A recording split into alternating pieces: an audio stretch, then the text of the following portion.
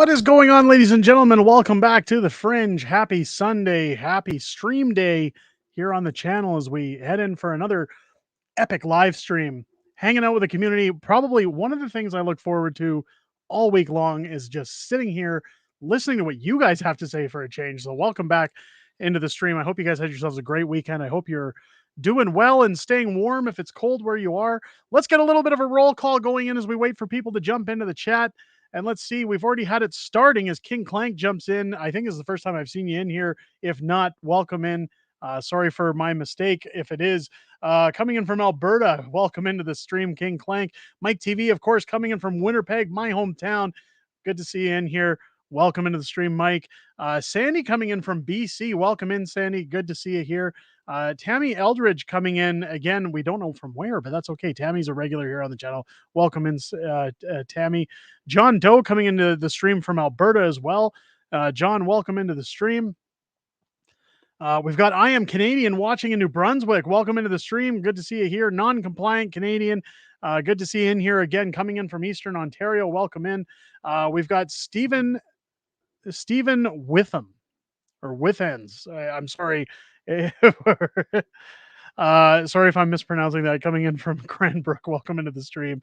That's right. Tammy's in from Elliott Lake, Ontario. Welcome in, Tammy. It's good to see you. East Coast Stoner coming in from Alberta. Welcome into the stream. King Clank. Oh, it is your first time in. Well, there you go. Welcome in. Good to see you. Mike TV, you need a Festivus poll behind you for the airing of grievances. I'd love to, but I haven't paid enough carbon taxes yet to warrant a Festivus poll. We did get our White Christmas starting here on Friday as the snow finally fell in Calgary. And I guess that means we've paid enough carbon taxes. I'll look into the Festivus poll. Welcome in. Lori Major coming in from Bell River on Terrible. Welcome into the stream. Mr. Roscapico coming in from South Surrey, BC. Pardon my Lisdexia. Welcome into the stream. Up north of the 49th coming in, Hurton, Albertan here. Welcome into the stream. Good to see you. Who else do we have jumping in here? Thomas Tricker coming in from North Bay, Ontario. Welcome into the Fringe. Tracy Fair coming in from Morden, Manitoba. Good old Morden. I love Morden. God, I used to spend a lot of time in Morden. I have family all around Manitoba, from Souris to Carman to Morden to Glenborough to Wawanesa. I frequent the area quite a bit. Brandon, my mother, of course, she's buried out in Wawanesa, so I try to get out there at least once a year. I love that part of Manitoba. Good old agriculture central. Welcome into the stream. Great to see you. Lois coming in from Palm Springs for now. Well, hey, that's still great. Good to see you in, Lois. Welcome into the stream. Nipawin, Saskatchewan. Good to see you in here. Xylo coming in. It's Christmas. Welcome into the stream, Xylo. I know Xylo's in from Calgary. Lone Wolf coming in. Lone Wolf, Alberta. There we go. Welcome into the stream. Happy Festivus, says Morgan Sky or Megan. Sorry. Welcome into the stream, Megan. Good to see you. Kincardine, Ontario. Welcome in. Good to see you into the stream. Dr. Salty Balls Saki coming in. Castro Justine. Cork Soaking Champion. Welcome in. Good to see you into the stream. I think Freely is walking in from Grand Prairie. How you doing? Welcome to the stream. Lynn jumping in again from east of Calgary. Welcome in, Lynn. Good to see you. Xylo is from Manitoba. I apologize. I was thinking of Trudeau's Akami. I'm sorry. You guys have similar. I think you guys have similar profile pictures. But yeah, Xylo's in from Manitoba. I apologize. Welcome in, Xylo. We've got Rosie Mastro coming in. Welcome into the stream. We've got the Romanian Patriot, my dearest friends, feeling holly and jolly. Welcome into the stream. It's great to see you guys. What a week it's been. It's been crazy. Of course, we've still got people roll calling. Let's get that out of the way. Dirty Jobs coming in from beautiful British Columbia. Welcome into the stream. Heather Thompson coming in from Upper Liard, Yukon. Well, the Yukon, my God, we have truly hit vast corners of the country. Welcome into the stream. Great to see you. Yeah, what a week. I was gone Friday. I took a little trip up to Edmonton with my wife. Of course, people say, what's in Edmonton? Well, my mother-in-law is about the halfway point between Edmonton and Calgary. And my wife and I realized we hadn't had time without children since ever. We've never had an overnight without kids. My daughter is now 9. So in almost a decade, my wife and I Well, we've always had at least one child with us. We've always been with our kids. I love being with my kids. I love my kids dearly, but we all know sometimes you need a break. Sometimes you need a recharge. Things were getting a little tense because I've been wrapped up in work this last year. My wife's been busy with her job, so we figured, hey, you know what? My mother-in-law kept saying, if you guys want a night out ever, I'm happy to take the kids. So we tried it to see how things would work out, and we dropped the kids off with my mother-in-law Friday. Went to Edmonton Friday afternoon and evening, came back to get them Saturday, had ourselves a nice night, kind of like a mini staff Christmas party because of course my wife does my books. So we headed to Edmonton, got a nice hotel room. Well, we thought it was a nice hotel room. I'm going to get into that. But of course, funny things happened. Instead of doing the usual things, there was a gun range at West Edmonton Mall, and I wanted to go to the gun range and fire off some firearms and take my wife for her first excursion to the firing range. Unfortunately, due to a couple of shootings that took place in multiple weeks throughout West Edmonton Mall and lockdowns, the shooting range, at least when I was there, was closed. But so we tried to find things to do. We ended up at a place called the Rec Room. If you're unfamiliar with a Rec Room, it's kind of like an arcade for adults. We take our kids there sometimes. They have a bar attached and a restaurant. But we decided to play some games, and I won this obnoxiously large Super Mario Yoshi from a cut the rope game at the arcade. So we went for a night without our kids, and I ended up winning this giant plush Super Mario Yoshi that I had to carry through the mall back to our hotel room. It was quite embarrassing, but my son was happy to get that. It was a crazy night. We also attended the casino at West Edmonton Mall, and boy, it was fun. We had a great evening. The hotel could have been better. Now we stayed at the West Edmonton Hotel, the Fantasyland Hotel.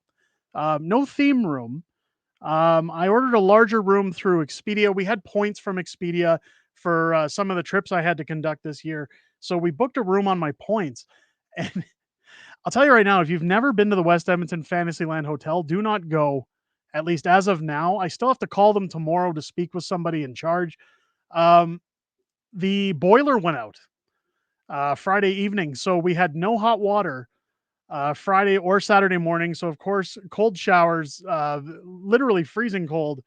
But the room was what caught me. When you walk into this very large room that we had, um, duct tape holding the seams of the carpet together.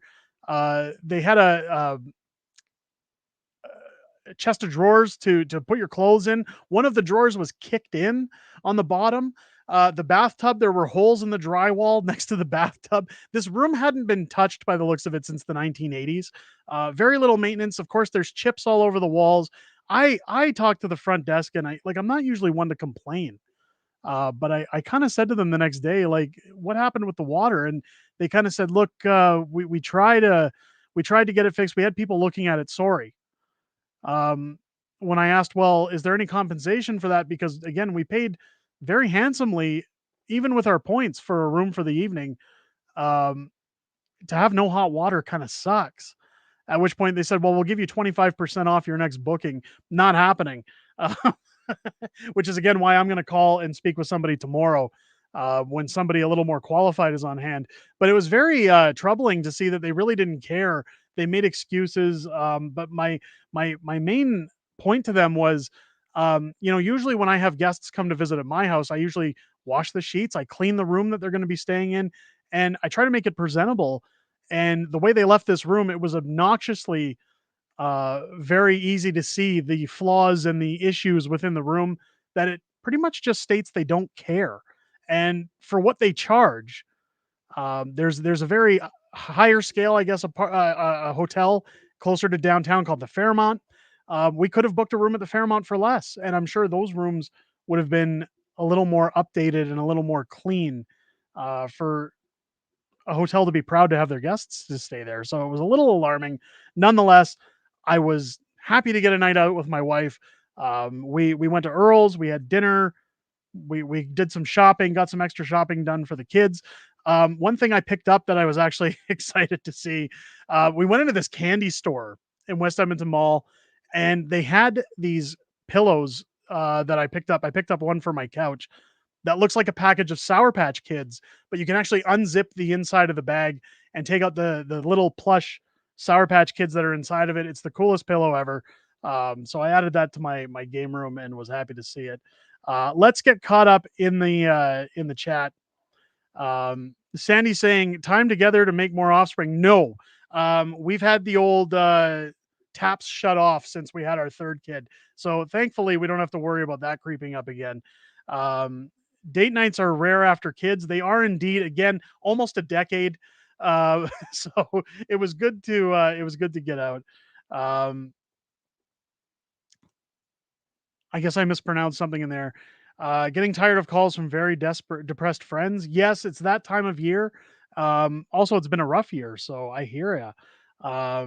Just got here. Ads are bullshit. Angry Canadian, welcome in. How you doing? Welcome into the stream.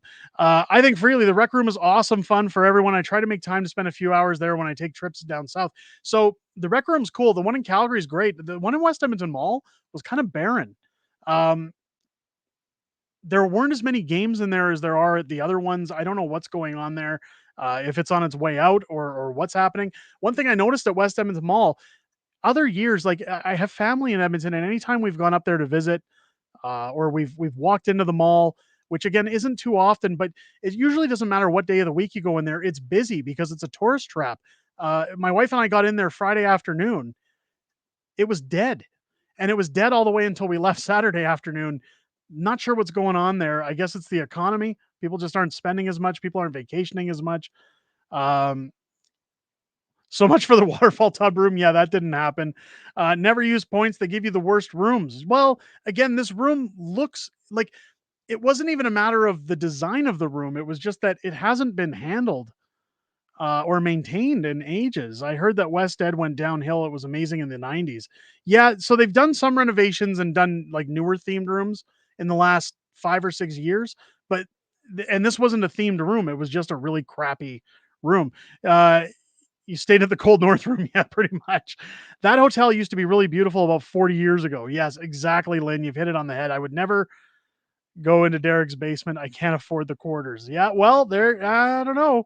Uh, maybe they never paid their carbon tax. There you go. You hit it on the head. Wonder what a black light would have showed you. I was actually, my wife made that comment. I didn't want to even think about it. Um, I want to play the Popeye game. Oh, Nintendo's Popeye. In fact, you know what? I talked to my wife about converting this Donkey Kong Jr. into a Popeye in the new year. She yelled at me. It's not happening. I wish video games were cheap to play again. I spend a fortune on consoles, Wi-Fi games, and memberships with 4 children. So what I find, Sheldon, and again, I don't really want to get into much gaming on the channel. I am starting a secondary channel for that. And again, I've been a little delayed because I have some things in the works that I'll kind of hint at later in the stream. But it's delayed me from getting things organized for that channel. But if you're into games, I always tell people either get a PC or get an Xbox. Xbox Game Pass is probably one of the best things you can get for your kids. It's a $20 a month membership. There's hundreds of games on there for kids to play, and all first party games from Microsoft released day one on the platform. I find it's an exquisite offering. My kids use it on their laptop. Our newest television has a direct link to their game hub, so you don't even need a console. You can just play it on the hub. Um, I agree. Games are ridiculously expensive. I try to get in for as little as possible. That's one of the ways I found to save some money. Angry Canadian. Derek offered me a free book. I declined only because I wanted my daughter to pay for the actual gift. Yeah. So Angry Canadian, you've been here for a while. I wanted to do something nice. I appreciate you being honest about things, but hey, the offer still stands. If you change your mind, make sure to drop me an email in the information section. And I'll see what I can do to hook you up. East Coast Stoner, remember that T2 game? It's a lot of fun. I love it. It's one of my favorites. Canada may start having many boiler explosions. So many experienced people have moved on that the rookies have no idea what they're doing. That is part of the problem. Kids are great, but kids ruin your personal and sex life. Say goodbye to that if you have kids. Not always. I find balance is key. I love my kids. My wife and I communicate as much as we can. Um, that we need to keep each other in the loop with how we're feeling. We always try, no matter how hard it is, to set aside some personal time, whether it's putting on a movie for the kids, just to have time for us to go and sit together, not doing any touchy stuff, but just to sit and have time together. I often, because I'm at home full time, two of my kids are in school while my youngest is at home, but there's still at least once a month where I tell my wife, I'll come downtown on a lunch hour. We'll go out to lunch. It's kind of like a mini date. Even though my 3-year-old Steve joins us, it's still time together. So we make time. You find your times. If it's important to you, you can make the time, and that's one thing we always try to do. Um, Let me see. Did the room look like Dan Bell, Another Dirty Room? Not that bad. It wasn't that bad. I've seen Another Dirty Room. It wasn't that bad. No. Charlene's coming in from North Bay. Welcome into the stream. I still have our original Nintendo with hundreds of old games. Dr. Mario, Tetris, Duck Hunt. Don't get rid of those. They're worth a fortune these days. They accidentally put you in in Hunter Biden's room. No, it wasn't a crack den, but it was close. Saskatoon's in the house of net. Welcome into the stream. Great to see you. New games cost $150 plus for a video game. Yeah, it's ridiculous. Dr. Salty, born in Saskatoon, Saskatchewan, eh? Tears of the Kingdom, I got 1,000. See, did you? No, I did not. I don't have that kind of time to put into games. I started playing a game recently called Dave the Diver. It's like an indie game, and I actually got hooked on it. I'm enjoying it. Indie games I find are good. I usually try, so I've been playing a lot of games on PC lately, but I'll use what's called a trainer, which turns on cheats sometimes if they're longer games, just so I can get through them faster, because it's a luxury I really don't have time to afford on when it comes to YouTube, when it comes to my kids, putting, books together, things like that. I just don't have the time. Speaking of books, I know everybody hates me plugging. I get tons of comments of people saying, stop plugging on the channel. You're using up valuable video time to plug your products on the channel. Um, I know we lose viewers every time I talk about it, but ladies and gentlemen, don't forget, if you enjoy our materials, head over to unacceptablefringebooks.com, where you can procure yourself a signed copy of any of my books. We do have some bundles out there for the holiday. Friday was the last attempt to guarantee a Christmas deadline if you were as far as the East Coast of Canada, but orders are still shipping very quickly while I have inventory. If you guys want to support the channel, that is the best way to do so, because we get more of a royalty off of those purchases. So now's the time. If you want some great gifts for Christmas, head over unacceptablefringebooks.com, grab your books over there, and have yourself a laugh this Christmas. Now, on to the stream. Callie Surfer Girl says, love the plugs. I appreciate that. I appreciate it. Angry Canadian, if you teach your kids to cook, you'll have time for seeds. No, I can't. I can't do that. Stop making money to feed your family and pay your bills. Like, I get what, and more people saying plug away. Lynn, I appreciate it. It's Here's the thing about the plugs. I understand people get upset with plugs, and I understand that, people say, oh, I'm so sick and tired of it. I skip through plugs anytime I see them on YouTube. I watch like a channel, for example, like the Quartering. I watch Jeremy over at the Quartering. He's always plugging his coffee company. I can't even remember the name of it now. It's like Coffee Based Coffee or something. Um, anyway, he does his coffee promotions, and I simply just skip ahead because I realize that there's people that don't know about his business that watch his videos that are maybe coming in for the first time. And again, the guy's got to pay the bills, and there's nothing wrong. I've always said, I hate watching e-beggars. I hate people that say, join my Patreon, do this, do that, sub to my channel, give me money. I've always believed in giving people something for what they're paying for. I don't think it's fair to ask people for money. So with our products, I always try to promote them for the sake of, you're helping the channel, but you're also getting something for that money. Something that I'm proud of, something that I think is good for people. And I can see it here. It's your channel. Do what you want. If people don't like it, don't watch. I agree to an extent.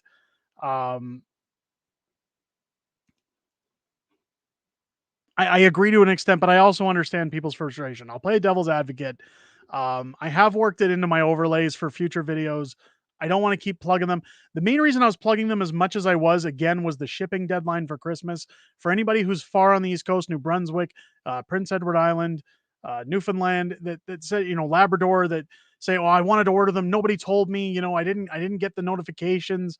I wanted to make sure that they were prevalent in most videos, and I usually only plugged the actual channel or the website in great detail maybe once a week. But again, I get it.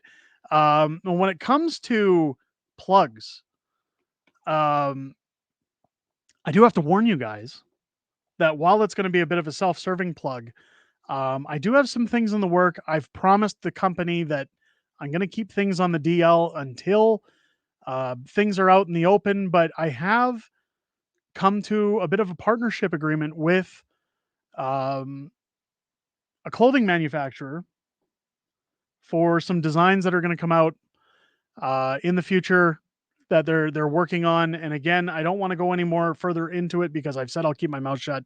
But some things are in the work where it's technically a sponsorship, but it's also helping some people in need while putting out a product, again, giving people something for their money.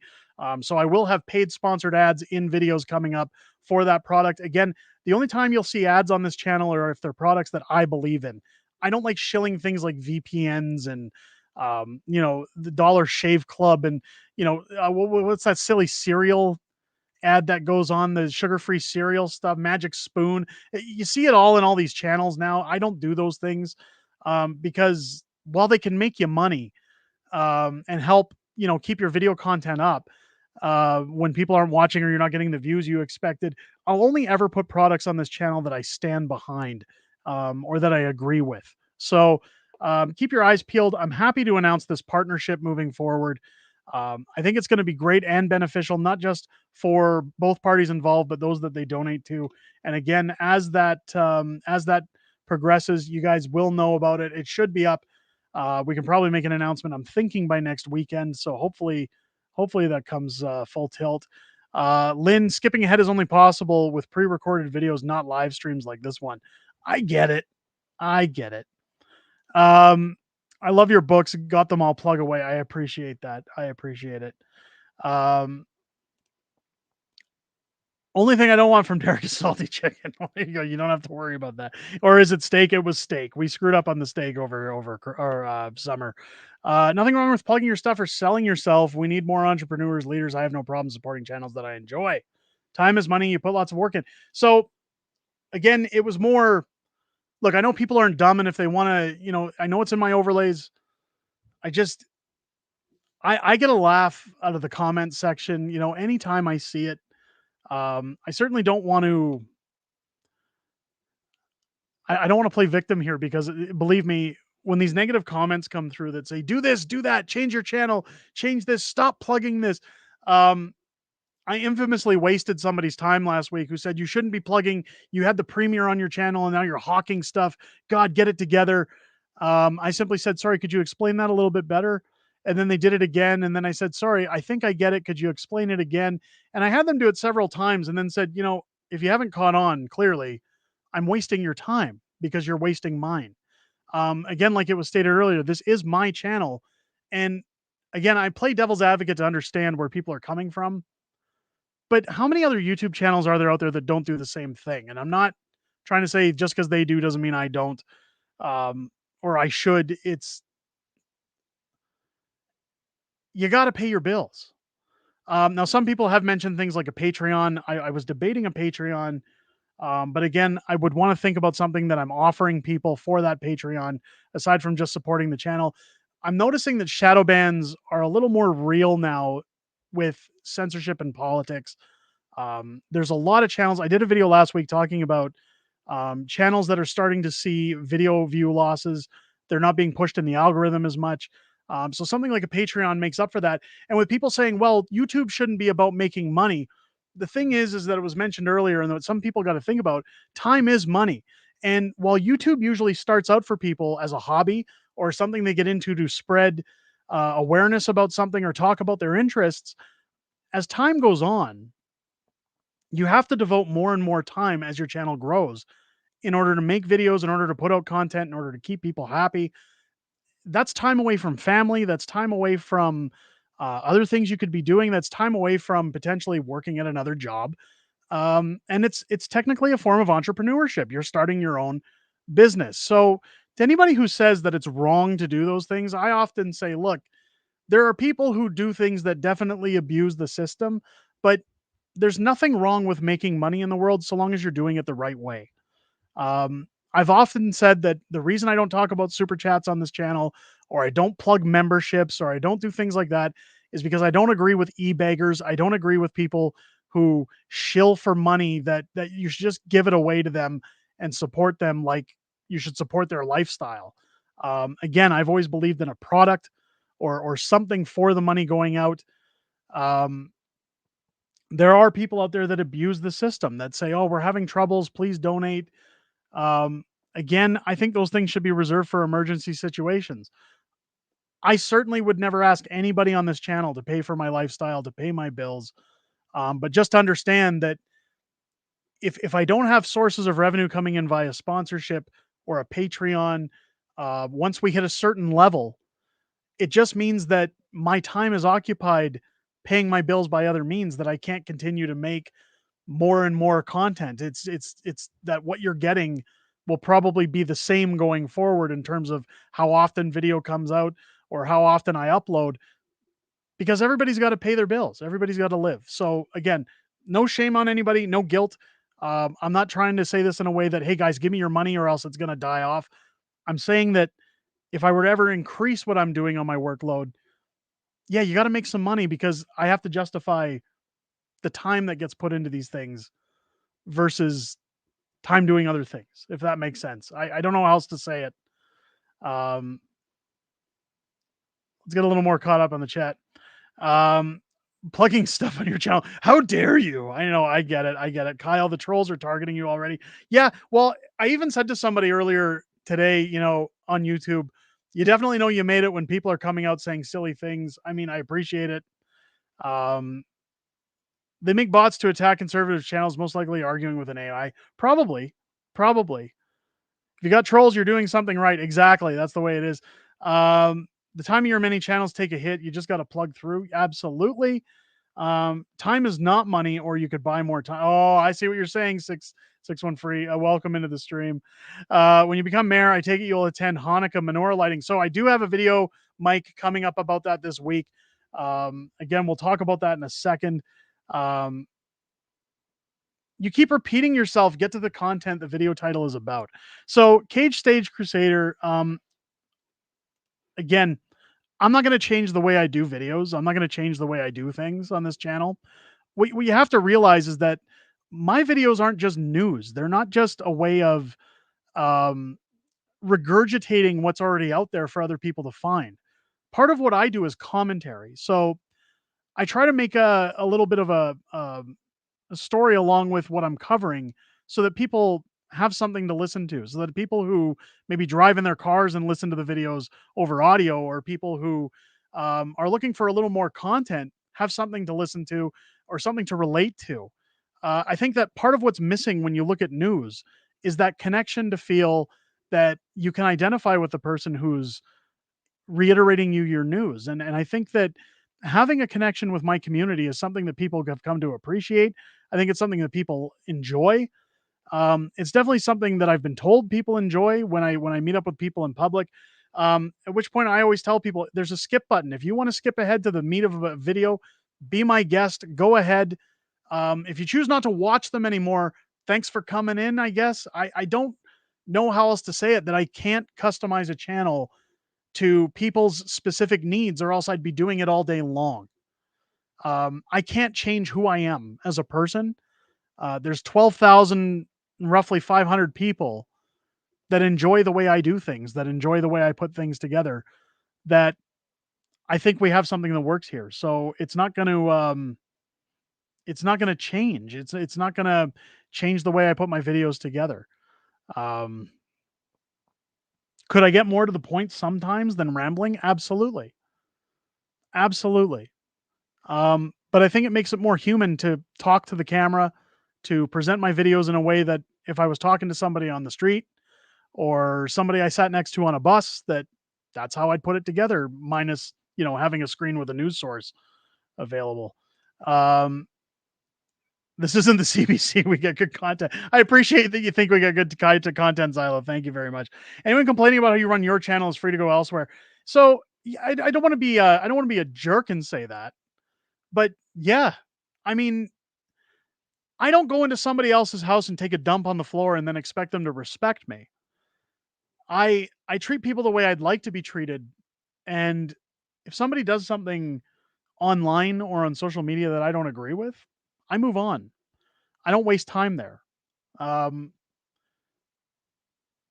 there's other content creators that I watch on YouTube that I'll skip ahead in their videos. If I don't like the way they open, if I don't like their title cards, if I don't like their ads. I don't know if you guys have heard about the internet historian, but I used to skip ahead in a lot of his videos until he did these really humorous ads for his sponsors that I find that are actually better than some of his videos. So I look forward to his ads now. But there's things that even guys with a million subscribers, I'll skip ahead in their content if I find I'm bored. I certainly never go out of my way to go into their content or comments and tell them they should change their channel because I personally don't like what they're doing. I think that's part of the problem as to why we're in the society we're in right now, where people celebrate Christmas and someone stands up and says, I'm offended. I don't like what's going on here. You should change the way you do this because I'm personally offended by Christmas. Or I don't like that your kids are celebrating Halloween because it's satanic. And just because I don't like it, you should stop doing it. We've bent the knee too much to those things. And I think that's part of the problem. So when somebody comes to me and says, you talk too much, you don't get to the point, fix that, I simply say, no. And I'm sorry. Again, I don't want to be rude, but that's kind of where it's going to go moving forward is that you're free to air your grievances in my comments. Festivus lasts all year long in my comment section. I just want you to know that your comments, while I listen to people who are reasonable or people who have a point to make, um, I'm not going to change every last thing that people don't like on this channel. I'm not. So get over it. Uh, Romanian Patriot with a $2 super sticker. Sorry, it's not showing up in StreamYard for me, but thank you very much for that. I appreciate that. Again, it's not required, but thank you for doing that. Um, what else do we have here? M. Suave, Maurice from Bayfield on the west coast of Lake Huron. Love your podcast. Thank you so much. Welcome into the stream. It's great to see you. I like the way you engage with us. Thanks. Keep doing you. So when I wrote my first novel, it was called Vincent McLeod, Agent of Trace. The Vincent McLeod book series was like a Harry Potter, but with superheroes. And I still have yet to finish that series. But as I got the first book out, I worked alongside and got some creative help and input from Stan Lee before he passed away through a happenstance meeting where I was able to give him my materials and he found it quite fascinating. And he also knew I was a fan and gave me some of his time. And one thing that he always said to me is that when kids read comics, they don't relate to Batman and they don't relate to Iron Man because those guys are rich. They can solve all their problems with money. And that's kind of why he thought people liked Spider-Man more, was that Spider-Man was a teenager with acne, with trouble holding a job and being on time for things and punctual, and he had trouble juggling a girlfriend while being a superhero. He was relatable. And that's what I try to bring in the videos is some form of relatability that, hey guys, am I taking crazy pills? Am I the only one thinking this way? This is my own personal experience that moves into this video as to why I think this is a problem. It's so that the content is relatable for people and they feel a connection to maybe say, yeah, I've been there too, or I see where he's coming from with that point of view. Now, again, I'm not saying that I'm a pro or that I do it better than anybody else, but I find that other sites where they just go, here's the news, and then shut it off, those are okay if that's all you want. But if you want to feel some form of belonging or some form of realism, come here. This is where it ends. Uh, I'm the 5-time baby. I'm the 5-time bestseller. I know how to tell a story. I'm going to tell a story in my videos. All hail the 5-time. Uh, I don't bend the knee. Well, there you go, Tired Canadian. Welcome in. Um, I'm in Muskoka. Welcome into the stream, Eric. Good to see you. No means no. There you go. What's the name of the book that you have 26 of left? Clown Piss. I love that. I love that. I'll bring it up again. Let's do another shameless plug. Not a plug, but just to show you. Um, over at unacceptablefringebooks.com. We last year did How the Prime Minister Stole Freedom, the government redacted edition. Now, that was in response to the Emergency Act commission that was going on. It was more of a thank you to everybody who enjoyed our projects up to that date, that anybody who liked How the Prime Minister Stole Freedom. If you remember the Emergency Act Commission, there was a lot of talk about um, the government submitting documents as to why they invoked the Emergency Act, and they were all redacted. So we put the book in black and white, and we redacted a lot of it. We added a few bits of extra dialogue to it, but it was a joke to kind of make fun of the government and humiliate them around this time of year. Um, and they were sold in limited quantities. They were only printed up to 500 of them, and they were only sold for 4 weeks throughout the Christmas season last year. So they're out of print. So I have about 26 of them left. I think I'm down to about 24 now. And once they're gone forever. I'm not able to reprint them. I'm not able to make more. So for people who like our content, it is a collectible item. It does come signed again from the website with free Canada shipping. So get them while they're hot, because once they're gone, they're gone. And I know people have been buying them. People have been telling me they love them.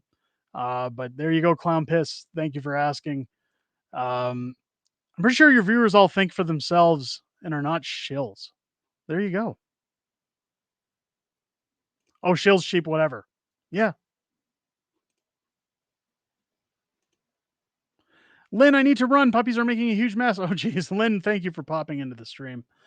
Um, I am the 5-time. There we go. The 5-time, baby. I'm gonna maybe gotta make a shirt of that. Welcome in, welcome back in, Mike. It's good to see you again.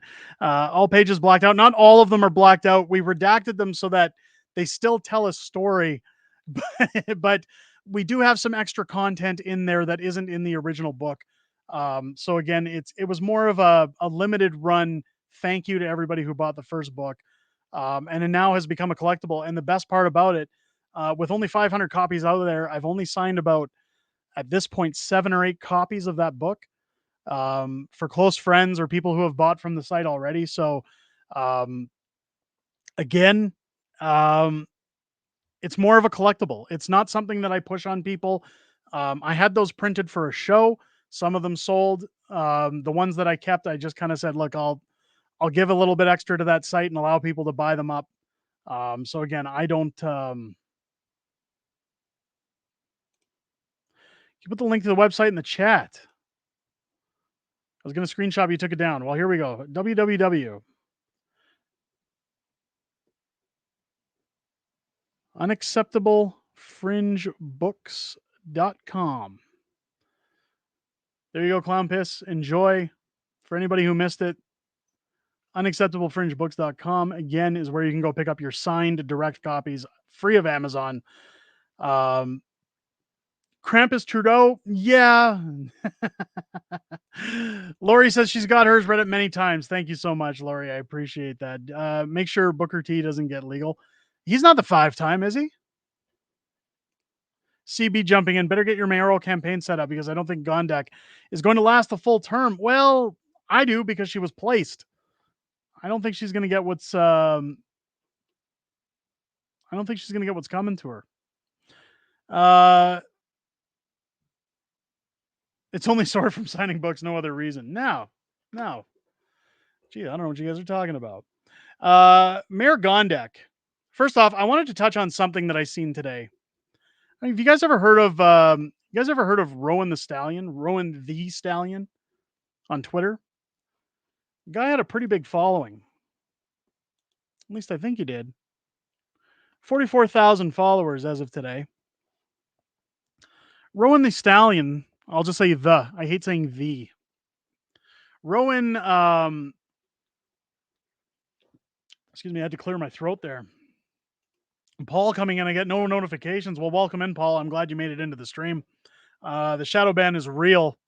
Rowan the Stallion.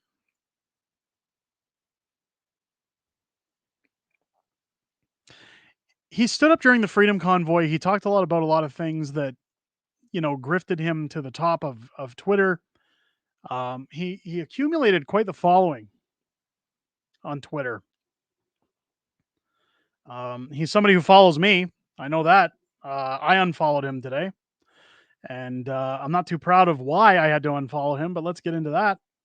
I didn't want to make a video on this. I still might make a video, but I doubt it. I don't want to humiliate people on online. Here's Rowan the Stallion. Sometimes it's good to reach across the aisle. Nice to meet Marco Mendicino today, who came out to support the Jewish community and gave a good speech. So here's Rowan taking his appointed selfie.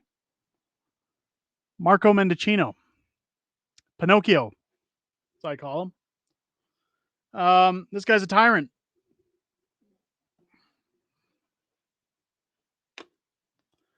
He got big because of following Dr. Nilly. It's disgusting. I tweeted this out. I think my tweet says it all. Sorry, Rowan, I've lost all respect. You can stand with a liar and a tyrant who rushed to trample Canadian citizens who stood against government overreach. But if he stands with your message on a foreign war, all's forgiven. F off. And when you get there, F off some more. I don't like cussing on Twitter. I really don't. But this is one of those situations where I thought it was necessary. I'm not saying that I got a problem with the Jewish community because, again, Jody Gondek, I'm going to get into that in the stream.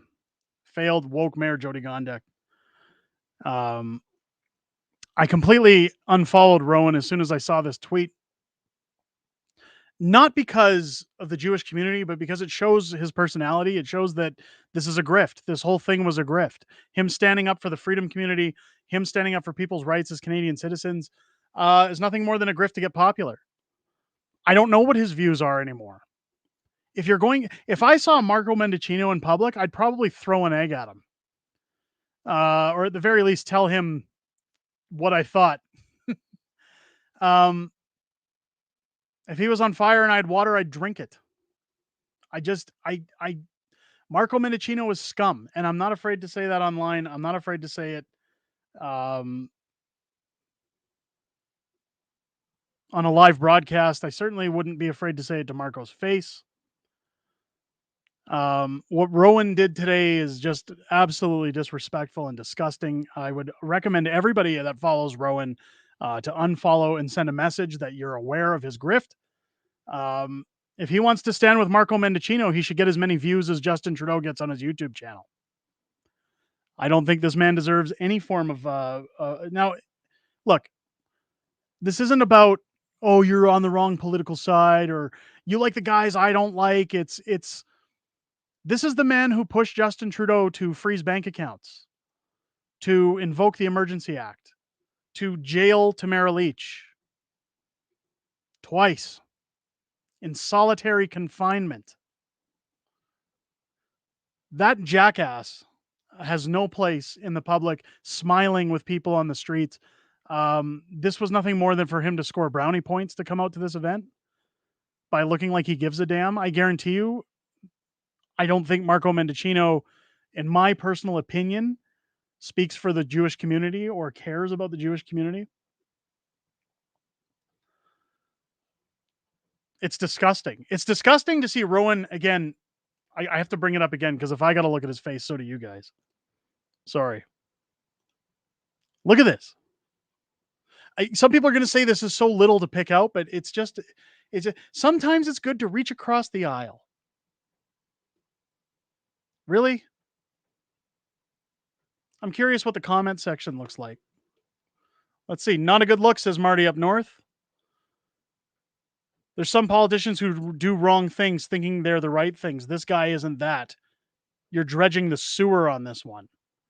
Not a patriot in sight. Are you Jewish? Rowan says, I actually keep my religion private on very public social media. I will say I don't like seeing anyone get attacked or hurt and feel the same way if it happened to another group.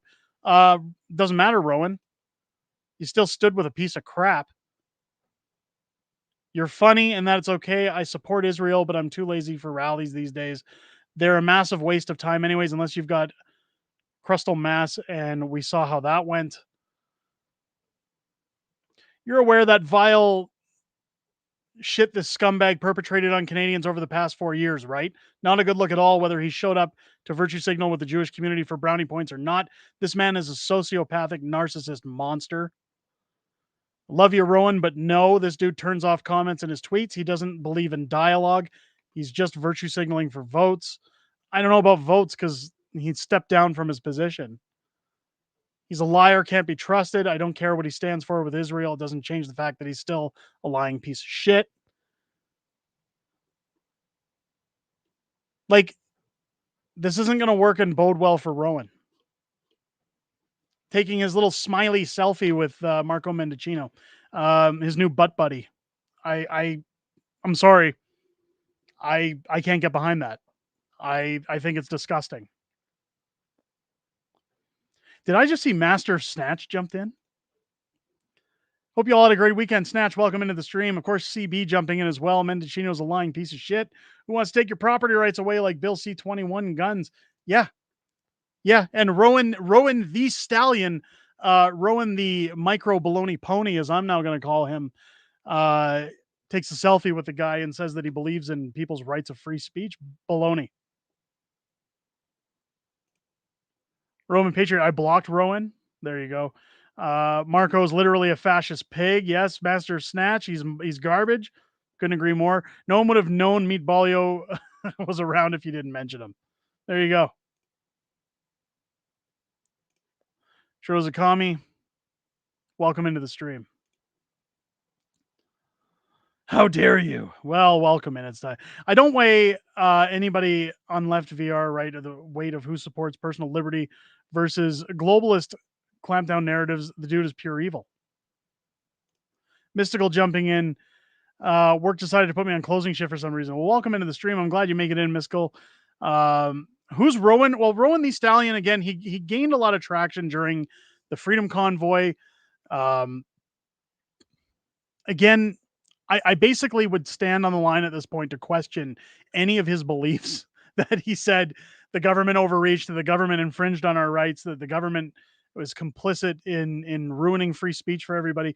He's now taking pictures with Marco Mendicino. Proudly taking pictures with Marco, smiling away because he virtue signaled for the Jewish community. So it's okay for them to trample us with horses, but hey, if you're standing up for the Jews, all crimes are forgiven. Nothing against the Jews.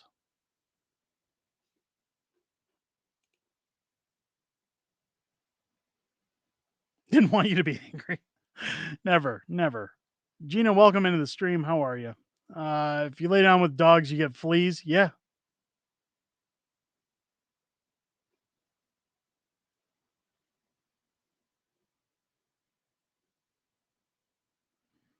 Sorry, guys. I'm just going through the comments here. Question I want answers is why is that when Klaus Schwab enters a room, Trudeau gets on all fours? He assumes the position. It's his favorite position to be in. Just purchased this holiday bundle and redacted. They better be signed. Wow, Callie Surfer Girl, thank you. Appreciate that. I hope you enjoy those. They will ship out tomorrow. I'll definitely make sure to send that notification. Thank you for your support of the channel and supporting our projects. That's amazing. Again, folks, if you're wanting to pick up our books signed, free Canadian shipping, head over to unacceptablefringebooks.com. There still is time to pick those up. If you're not on the East Coast, they should arrive by Christmas still. I'll get them out as fast as I can. He's assuming the position. There you go. I felt a calling to the Freedom Convoy. Spent 9 days in a tent in minus 20-degree weather, 27-degree weather. I wouldn't change it for the world. You know what? I was sitting here. I remember watching the convoy. And at the time, like my wife was at home working out of the house. I was stuck in the house. My kids were home from school, obviously on lockdown. And I remember like hearing about the convoy. I remember seeing on the news when they came through Calgary at a truck stop near where I lived, just the flooding of cars and trucks getting ready to head out on the highway, the jams that it put in town. and I didn't really watch much more about it until they were passing through Winnipeg, in an area called Headingley, and that was at the time when the news broadcasts or online were showing clips of the trucks going through with audio of children calling over CB radios, thanking the truckers for fighting for them to get their lives back. And I welled up. Um, Despite the way that I talk online, or how passionate I get about things, I'm not one to really cry very often. I don't do it. I just find that there's better things I could waste my energy on. But I welled up when I heard those kids, and I looked at my kids, and my wife looked at all the trucks arriving in Ottawa and said, "Should we jump in the car and go?" And I said, it'd be cool to, but I just don't see the point because we wouldn't get into the city limits. We wouldn't be anywhere near that. It's freezing cold, and we have children. Um, if it were just the two of us, absolutely I'd do it, but I'm not going to bring my kids into that. I commend you for going to that. I think it's fantastic you were there. Again, since that event, making close friends with everyone involved on the board, whether it was Tom Marazzo, Tamara Leach, Keith Wilson, Eva Chipiuk, Chris Barber, the list goes on. Such amazing people that were willing to do everything for Canadians and freeze their accounts and lose their businesses, lose their livelihoods. Some of them went to jail. Some of them are still in jail. Some of them are still being prosecuted so that we could go to restaurants, so that we could get our lives back. I mean, it's so poetic. And then you got guys like Rowan the Stallion, Rowan the Baloney Pony, who jumped on the bandwagon to say, "Hey guys, I support all this, but now I'm going to go take a picture with the guy who froze your accounts and trampled old ladies with horses."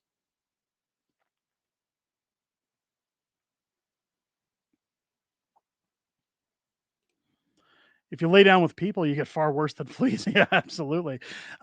Miss Rex Murphy, Merry Christmas to you as well. Welcome into the stream. It's great to see you.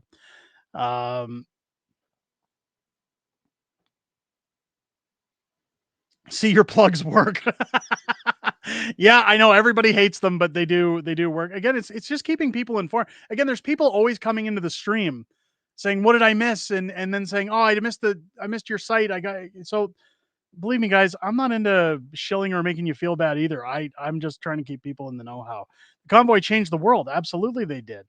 Um, it was a love of all things Canadian. It was awesome. It was the one time since COVID had started that I really felt that burning of being a Canadian again, that fire inside to say, this is Canadian patriotism. I've often said it. I've said it on the channel before, even when I went to the US over the summer, that when you go to the US and you see all the American flags that are everywhere, everybody who hangs them up proudly, you don't see the patriotism in Canada like you see in the United States. And I've never really felt like you ever do. There are patriots in Canada. That's not to say we're not patriotic. It's just a different monster in the United States. And there are times throughout my life that I've felt very patriotic with Canada, especially when you watch things like the junior hockey and you see the gold medal games and you see everything Canada's doing for their country. You see people standing up for rights of other people at a freedom convoy, and all of a sudden it ignites that fire to say, "Well, I've been embarrassed to call myself a Canadian off the backs of what the prime minister and his crooked government have done over the last few years. I'm finally proud to represent something that I can drape the flag over and say, this is what Canada is." Despite my views on American patriotism, one thing I've always said is, well, this is a country where we don't have people running around shooting each other with guns all the time. We don't have, um, we have healthcare. We have people who are nice to their neighbors in general. Now, it's not to say Americans aren't, but it's what Canadians were known for. And we don't see that anymore. Now we have people running around killing each other with guns, but it's thanks to Justin Trudeau.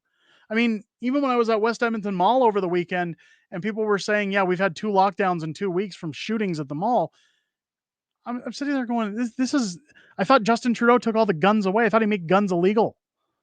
I thought that was going to solve the problem. Now, I say that sarcastically because it's just like the war on drugs. It doesn't make it go away. The guns aren't coming in from people who legally own them. It's just a way to strip you of your guns, strip you of your ability to fight for your beliefs or defend yourself. The reason I know of this channel was because of the convoy. Rode with the convoy through Manitoba was freezing. The brave people standing on the side of the road made it worthwhile. Happy to hear that. Yeah, it was amazing. It was amazing. We did. I'll tell you, a lot of streamers. I watched a lot of streamers throughout the convoy. I was glued to the TV. Again, I had nowhere to be, so I'd get up at 8 o'clock in the morning with my kids, and I'd probably sit in front of the TV till about midnight or 2 a.m. watching the live streams, whether it was Smear Campaign, whether it was Zot, live from the shed. Um, God, some of the other guys. I'm trying to think of. There was the guy who was in the band, and I feel bad. Ottawa Scotty, you Ottawa Scotty, Ottawaks, Bubbles, Church of Bubbles. I watched a lot of those guys. Now there were people who tried to capitalize off the live streams, and then they were always showing their phones. Oh, look, I got a super chat from this guy. I got a super chat from that guy. Those guys kind of made me mad, but for the most part, captivating to watch. Absolutely captivating to watch.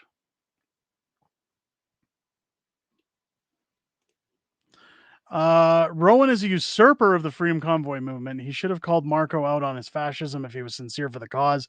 Yeah, that's why I unfollowed him. Crazy.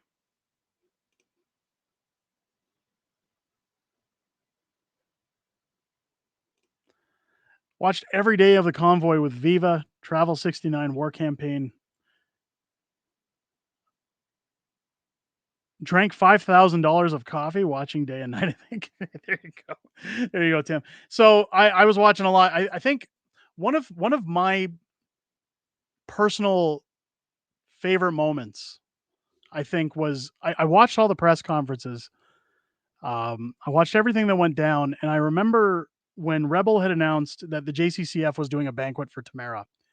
I tried to get tickets in Calgary because I really wanted to meet Tamara. And our book, How the Prime Minister Stole Freedom, had just come out, and tickets weren't available. Um, then Tamara was arrested the second time for taking the picture with Tom Marazzo in Toronto, and a lot of people were worried that Tamara wasn't going to make it to the second banquet. So when an opportunity came for somebody who had tickets that I could have purchased them off of, I didn't because I wasn't sure if Tamara was going to make it. And then Dave over at Live from the Shed, Dave's an amazing guy. I actually just spoke to him last week, caught up with him, and he's doing great. I'm working on a YouTube project for Christmas that I'm not going to say nothing about it. Just tell you guys, you're going to love it. But I wanted to talk to him about maybe getting him involved in this project. And unfortunately, Dave says, he's past online stuff. He just wants away from it. So I respect his decision, but it was so good to hear from Dave, and it was so good to catch up. So just for anybody who watched Live at the Shed, he's doing great, and he's very happy. He's going on vacation in January, first time since lockdowns, and he feels very rewarded with his job, and he's doing great. So good to chat with Dave.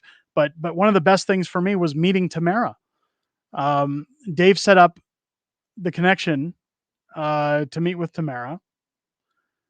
And they sent me a video from Ontario when just before Tamara got rearrested the second time.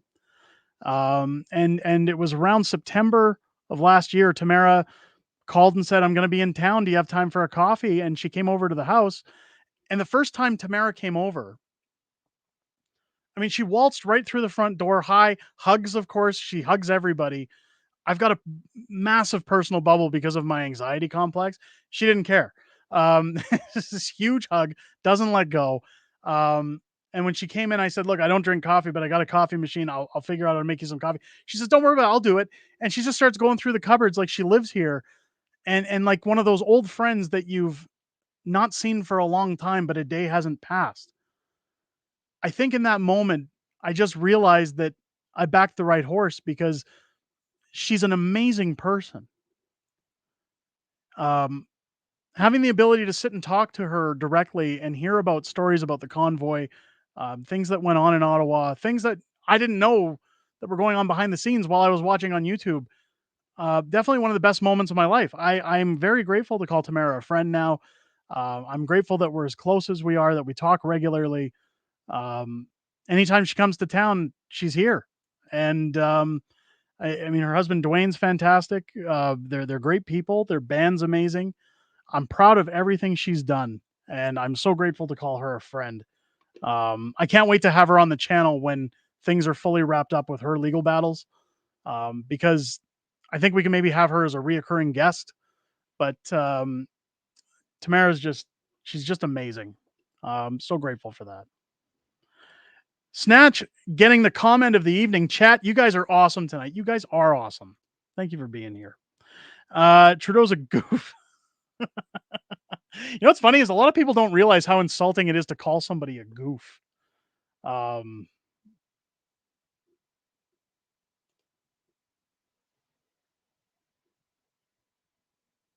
have I done more for the run for mayor? I'm going to get into that. I know there's a lot of chat that I need to get caught up with here. Um, Hang on, I'm just going to scroll down and see if there's anything I need to attend to. Um, People are talking about Shadow Davis tire roasters. Yeah, absolutely. Um, we all miss Dave. Yes, we all miss Dave.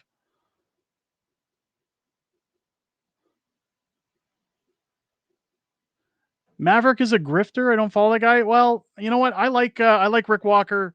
I've had good experiences with him. I'm not going to say anything negative about him. Um,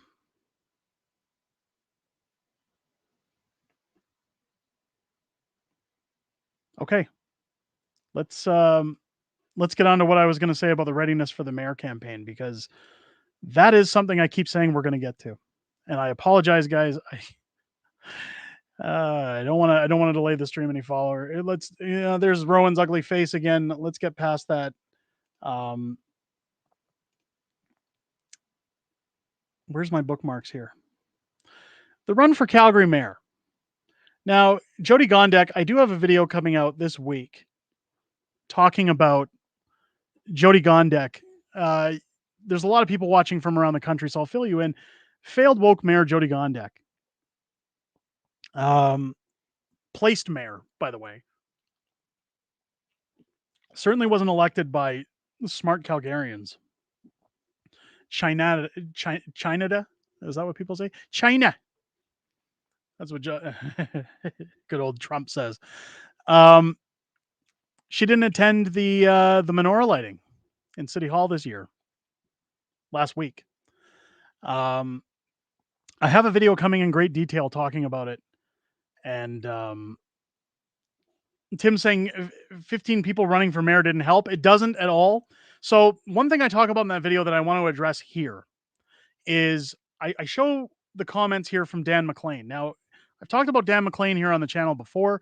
Dan McLean is a counselor in my riding, and he is somebody that I voted for in the last election. I think Dan's got great ideas. I value and appreciate everything he has to say. We did have some back and forth on Twitter. I have sat in some meetings around Dan, and I do think that he's got great ideas.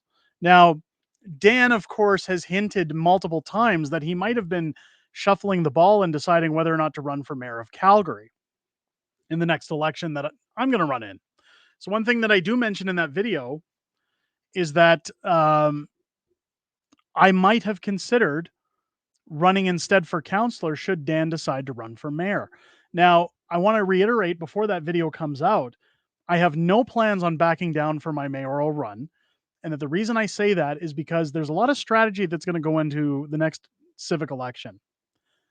I think I have what it takes to win that seat. I think that while multiple people have reached out to me that are experienced with what's going on in the city, they have said to me, "Do you understand how difficult it is to actually win that seat with no prior experience, no connections to City Hall?" And I've told people that that's the reason I'm running, is because I have no connections to City Hall, because I have no political connections. My pockets aren't lined by any special interest groups. And I actually want to get rid of NGOs. I want to get rid of wasted money, and I want to lower taxes for everybody, not just homeowners in the city, business owners. I want to get them exempt altogether, to be honest, if we can find a way to afford it. So I've often said that if Dan was going to run, maybe I run for councillor just so that we have more like-minded people on council. The thing people have to remember about city council is that when you're the mayor of the city, you don't just get to put through whatever you like. It's not like the president of the United States where um, you sign a bill, you get it through, and off you go, and you can do executive orders or whatever. Everybody has to vote. There's a lot of left-leaning people on city council right now that we need more people um, that are like-minded to help push through the things that matter for Calgarians. Now, I want to set an example as mayor, but what I meant with my comment that I'd be willing to run as a counselor more meant that I want to see what the numbers look like, and that if Dan was um, interested in running for mayor, if he was very set on it, I wouldn't want to waste the opportunity to run against him versus joining him, if that made sense.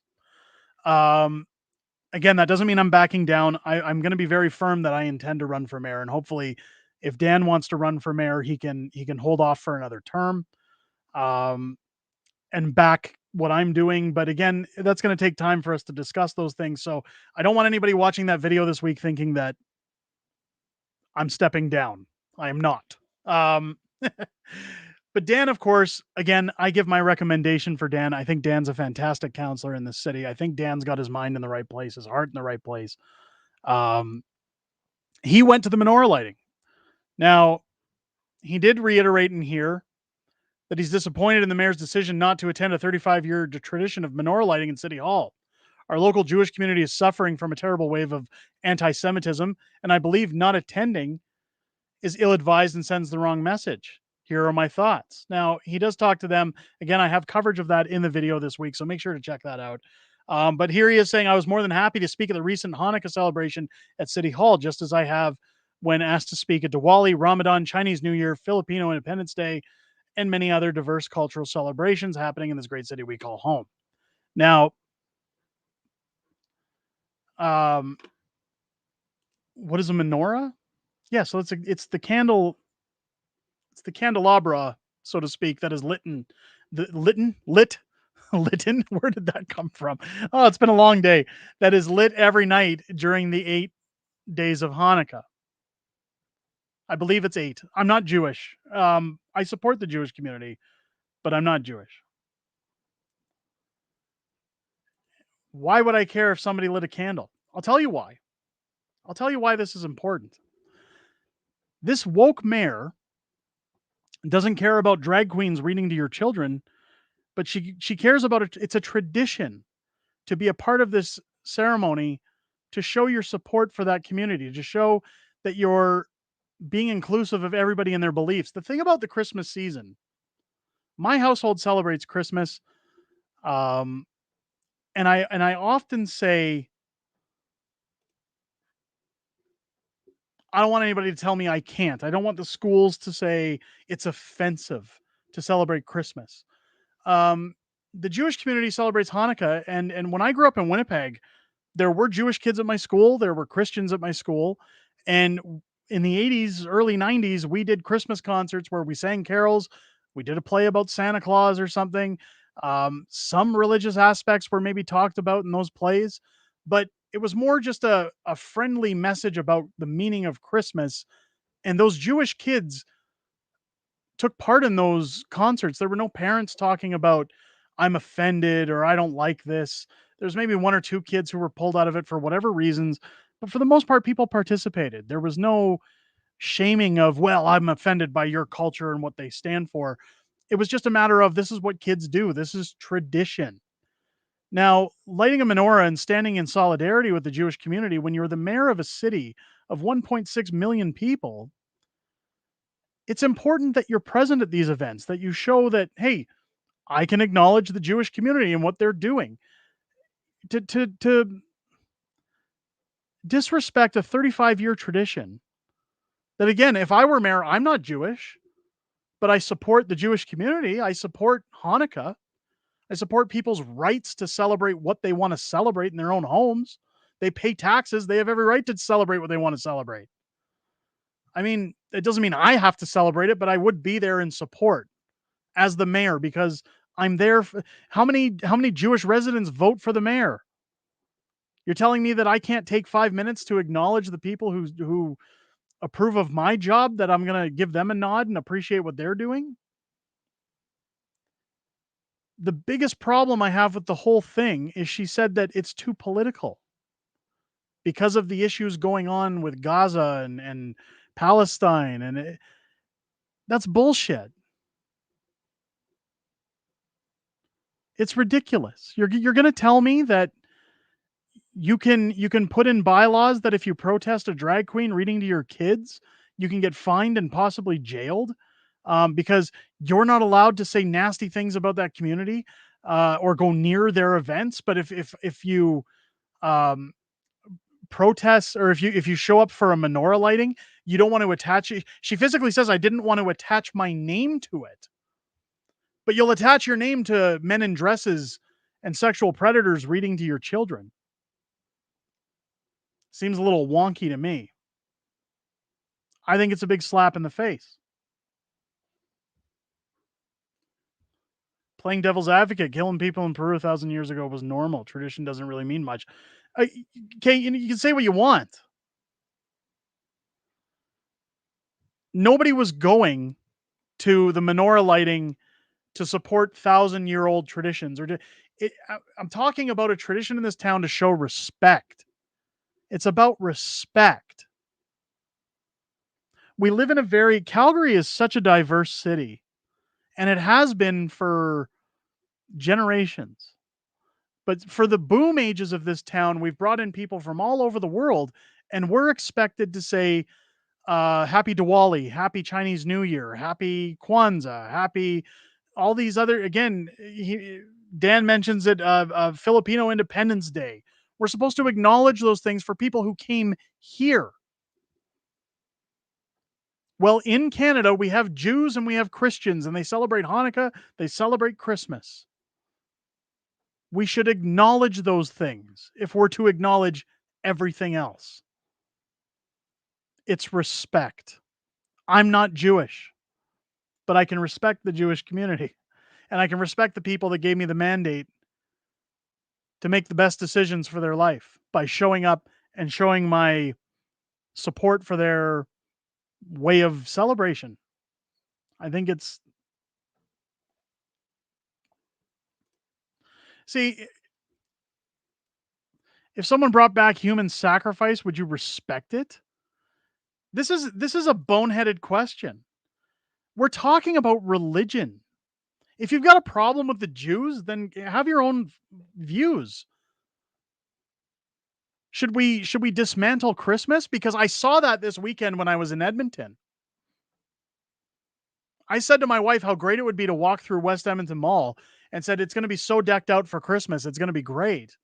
It's going to feel like Christmas is coming. You're going to feel that part of the season. I got into the mall, there was nothing anywhere. And when I was talking to one of the retailers about it, I said, "Is this a budgetary issue? Is this a problem with, time constraints or something?" And they said studies have shown that more people are offended by Christmas because there's people moving here again from all parts of the world. It's a very NDP run city that likes to virtue signal. So they said we don't put up as many decorations as we used to because more people shop when they're not under the guise of a Christian holiday. So Christmas is going away because consumerism, commercialism. I'm not supposed to be mad about that. I grew up listening to Frosty the Snowman, going sledding and ice skating and waiting for Santa Claus to squeeze his fat white ass down my chimney. And I'm supposed to suddenly forget it and say it's offensive? It's the same thing for the Jewish people. You're saying they can't enjoy Hanukkah? They can't get the respect of their mayor to take part in a 35-year tradition by just appearing there to clap and nod? Give me a break. Human sacrifice was a religion. I get out of here with that. I'm not. I'm done. I'm not going to read that shit.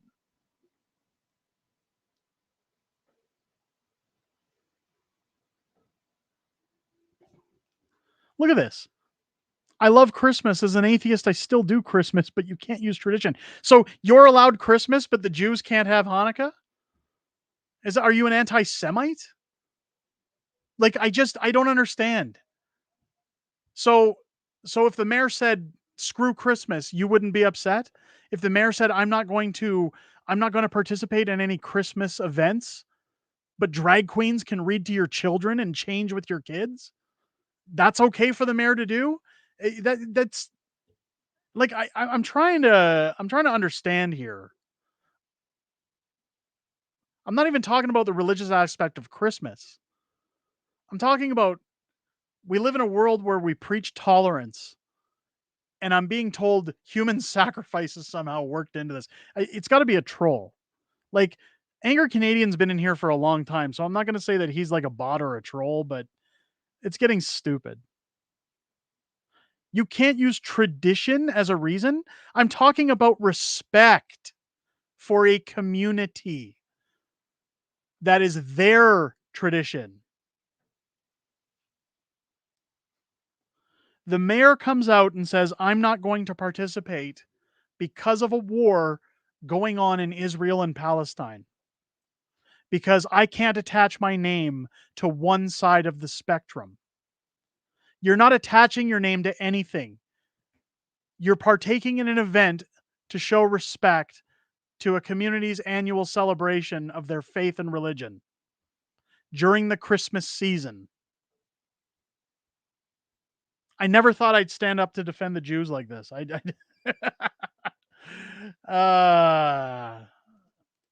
go to war with anybody who wants to be ridiculous and stupid about things. It's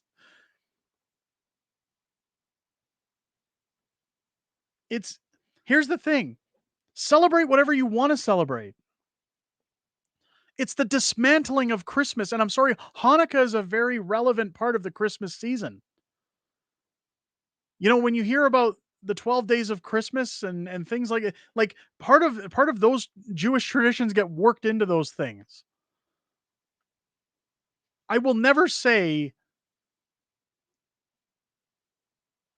you can't have the like so the mayor should go to Kwanzaa celebrations, the mayor should go to Chinese New Year, the mayor should go to Filipino Independence Day, the mayor should go to Pride Month, the mayor should go to drag reading story hour, but when it comes to Hanukkah and Christmas, it's okay to stand back and say, well, human sacrifice 1,000 years ago. Um, I'm going to break that tradition. Give me a break. Christians have been killing people in wars for thousands of years, but we still celebrate Christmas because we don't talk about all that stuff. It's not about that. It's about giving. It's about being happy. It's about celebrating. It's not about 1,000 years of bullshit. I ah, the mayor should have gone, or the mayor should go to none. That's my point.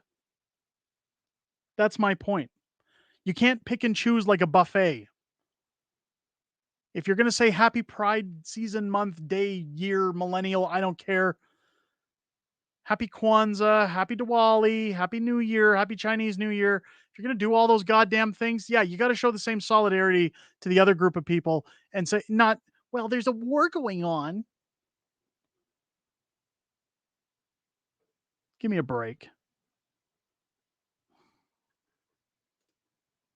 Tell us how you really feel.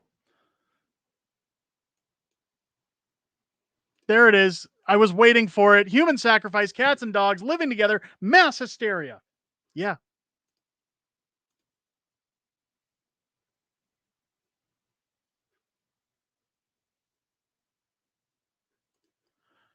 We were brought up on our traditions, and Christmas was one of the biggest for us. Now we're being told we're offensive for celebrating it. Yeah.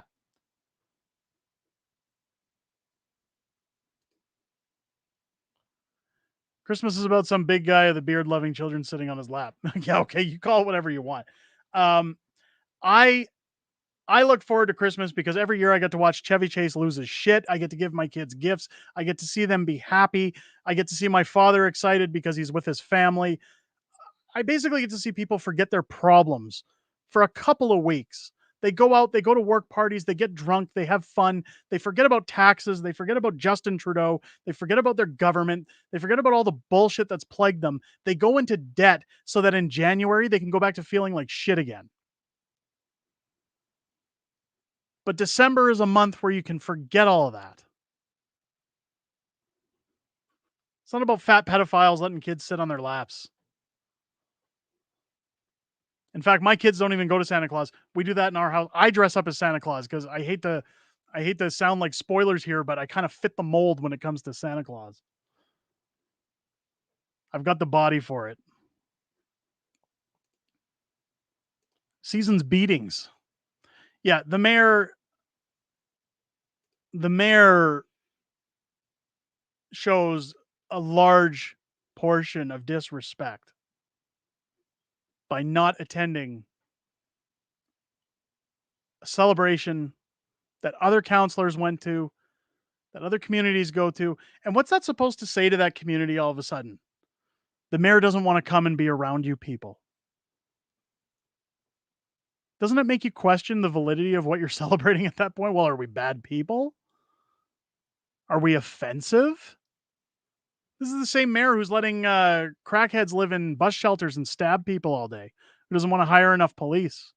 Which, by the way, we got a really good story about the police coming up this week in Calgary. Boy, have I got a zinger coming out about them.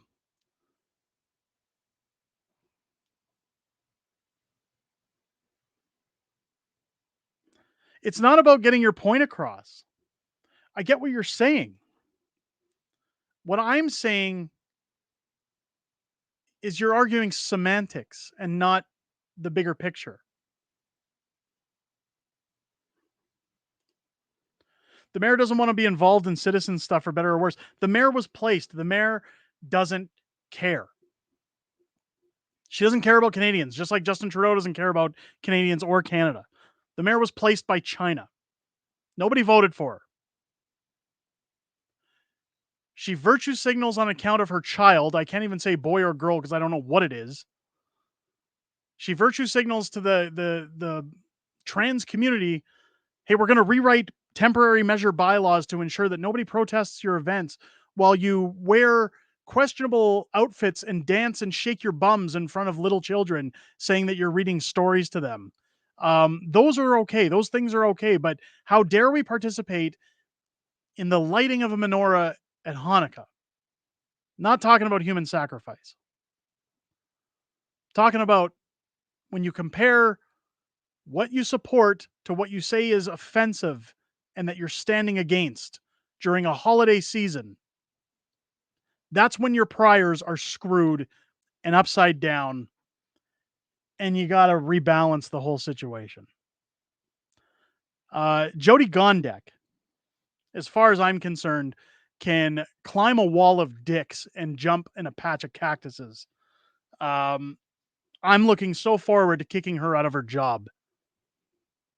And even though I'm not Jewish, I'm telling you, I would be at a menorah lighting ceremony for the Jewish community. I'd be at a Christmas celebration for people in Calgary because it's part of the season. It's, you gotta show respect to your constituents. It's part of the job.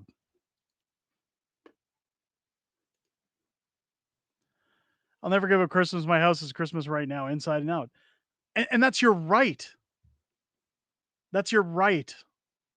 That's why it blew my mind when I went to Edmonton and they said, well, we don't decorate the mall because people find it offensive and they don't shop as much. And we're already struggling in retail. That's a sign of the times. That's where we're at, is that malls are now saying we can't have fun anymore because we're going to go out of business.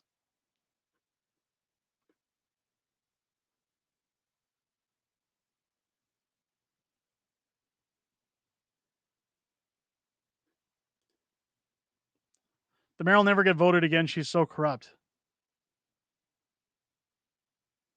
Yeah.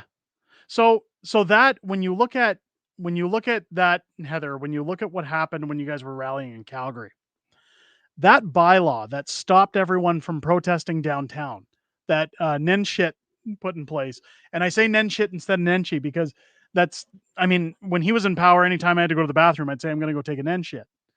Um, He put that in place, and I remember him coming out in his big purple mask and saying, like grimace, and saying, "Hey, everybody, this is a temporary measure. It's just because we don't want people being around each other. It's an emergency measure.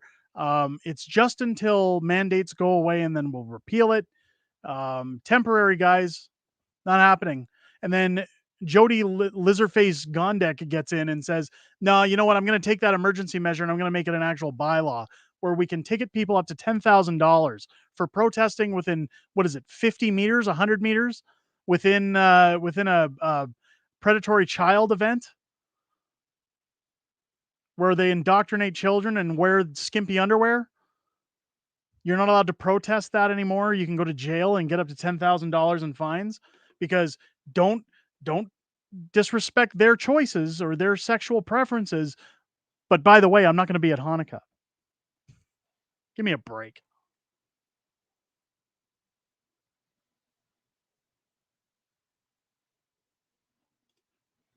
Guelph, Ontario has no Christmas stuff up. Nothing. Yeah. I listen to Big Crosby and Frank Sinatra Christmas tunes. So usually what I do with my kids is we'll usually do like a family get together. My wife and I switch off every year, whether it's to her family we spend Christmas with or my family. I know since my mom's passed, and it's just my wife's, like my mother-in-law. We've kind of grouped it all together now, but if we're not all getting together on Christmas Day, we see one or the other Christmas Eve, and then we do the other person Christmas Day. So like we'll see my father Christmas Eve, mother-in-law Christmas Day, or vice versa.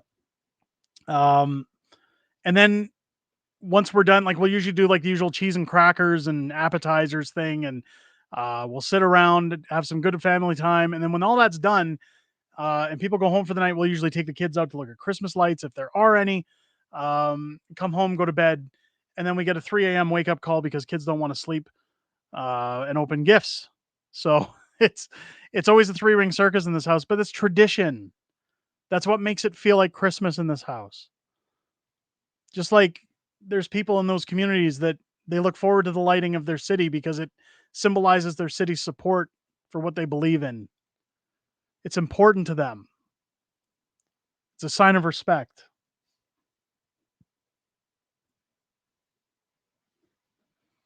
The mayor won't stop at the Jews. No, she won't.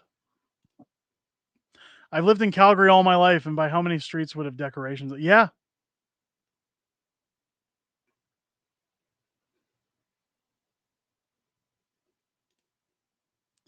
colonization, religion, like oh, Christian is the only bad religion. Yeah, well, I've always enjoyed watching It's a Wonderful Life. So, It's a Wonderful Life. A lot of people don't know about It's a Wonderful Life. It's technically not a Christmas movie. Now, I hold it as a Christmas movie because it's always on TV. But the reason it became a Christmas movie that a lot of people don't know, if you're into funny little um, facts, is that the movie actually bombed in theaters, and the rights to retain them were so inexpensive that TV studios retained the rights to broadcast the movie on Christmas Day so that people had something to watch.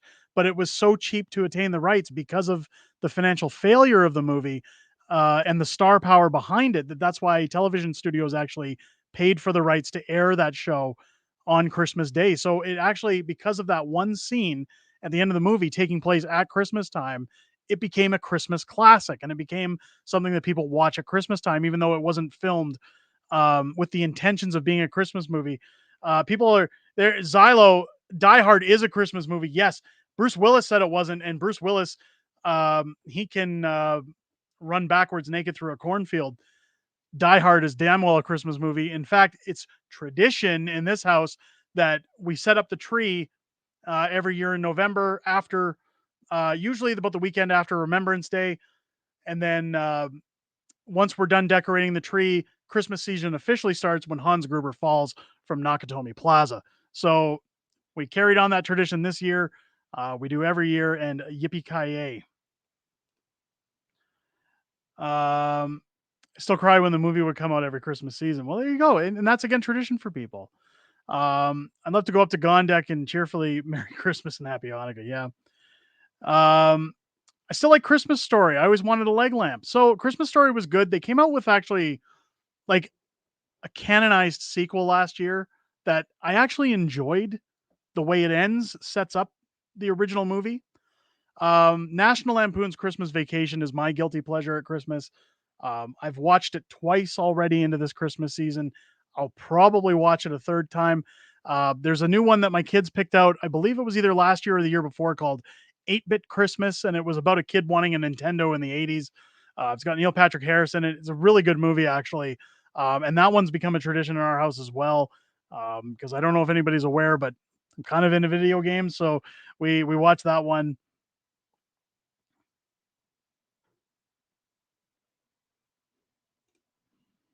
National Lampoon was good too. So I remember going to theaters to see that one in the 90s when I was a kid. I think it was like 11 or 12 when it came out. And it was awesome. I've loved it ever since. Just finished watching Home Alone 1 and 2 tonight. That's always on my kids' Christmas list as well. Um, Bad Santa is one that is my wife and I's kind of guilty pleasure. We don't watch that one with the kids. We definitely try to watch that one when the kids aren't around. Um, it's who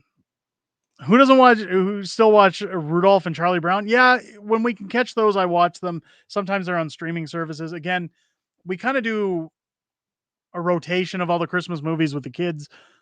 We try to watch Elf. We try to watch the claymation movies. My kids really like the old 90s Garfield Christmas movie that came out. I think it came out in the 90s, early 90s. Pee-wee's Playhouse Christmas special. We have that one on Blu-ray because I bought the whole collection on Blu-ray. I used to love that show as a kid, so we watch that one from time to time. Um, a lot of Christmas movies that we check out. The Santa Claus is my kids' probably favorite series. There was a new one that came out on Friday called uh, Mary Mary Batmas or something like that, or it's a cartoon about Bruce Wayne's son wanting to be Batman, his son Damien, and it's cute. We watched it with the kids last night, and it was a good one. Not really something I'd watch all the time, but it was worth a watch, at least one watch. It was pretty cute. Owen Wilson going wow, and voicing Batman in that cartoon. It was pretty good. Um, yeah, lots of good Christmas movies to be had around this time of year. Ladies and gentlemen, I'm going off the cuff now, and it's starting to get into overtime territory. We're going to end the stream off at that point, but again, keep your eyes peeled.